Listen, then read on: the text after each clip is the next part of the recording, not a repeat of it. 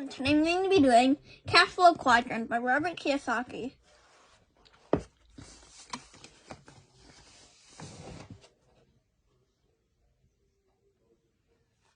The money trap. Success on the BNI side requires a particular kind of knowledge about money called financial intelligence. Rich Dad said that financial intelligence determined not so much how much money you make, but how much money you keep, how hard that money works for you, and how many generations you can keep it. Success on the right side requires financial intelligence. If people lack basic financial intelligence, they'll find it hard to survive on the right side of the Cashflow Quadrant. My rich dad was good with money and with people at work. He had to be. He was responsible for creating money, managing as few people as possible, keeping costs low, and keeping profits high. Those are the skills necessary for success on the right side. It was my rich dad who stressed that your home is not an asset, but a liability. He could prove it simply looking at the numbers. My educated dad didn't manage money and people at work, although he thought he did. As the state superintendent of education, he was a government official with a multi-million-dollar budget and thousands of employees. But it was not money he created, it was the taxpayers' money, and his job was to spend all of it. If he didn't spend it, the government would give him less money the next year. So at the end of each fiscal year, his goal was to deplete his budget, which meant he often hired more people to justify the next year's budget. The funny thing was that the more people he hired, the more problems he had.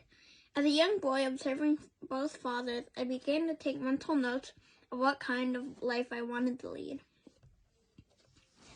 My educated dad was a voracious reader of books, so he was word literate, but he was not financially literate. Because he couldn't read numbers on a financial statement, he had to take advice of his banker and accountant, and both told him that his house was an asset, and that it should be his largest investment. Because of this financial advice, not only did my highly educated dad work harder, he also got further into debt. Every time he received a promotion for his hard work, he also got a pay raise. With each pay raise, he went into a higher tax bracket. Because he was in a high tax bracket, and taxes for income workers in the 1960s and 1970s were extremely high, his accountant and banker would tell him to buy a bigger house so he could write off the interest payments. He made more money, but all that happened was that his taxes increased and his debt increased. The more successful he got, the harder he had to work, and the less time he had with the people he loved. Soon, all the children were gone, and he was still working hard just to keep up with the bills.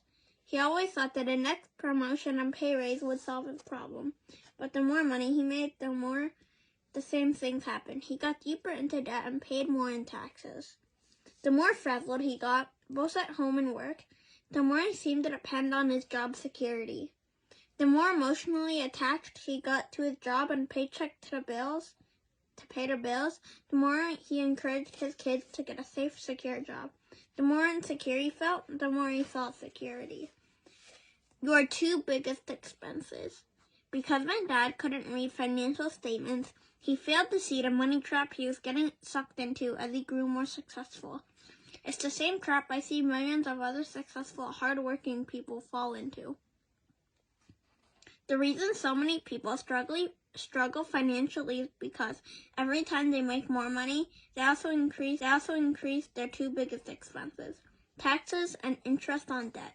To top it all off, the government often offers tax breaks to get you deeper into debt. Doesn't that make you a little suspicious? At the end of my hardworking, educated dad's life, the little money he did have left to pass on was taken by the government in probate tax. The search for freedom. I know that many people search for freedom and happiness. The problem is that most people haven't been trained to work from the BNI quadrants. They have been trained instead to search for job security. Because of this training and their increasing debt, most people limit their financial freedom to the left side of the Cashflow Quadrant. Unfortunately, financial security and financial freedom are seldom found in the ERS quadrant. True security and freedom were only found on the right side. And, well, That's all for today. I hope you liked that. If you did, please like and subscribe. Bye!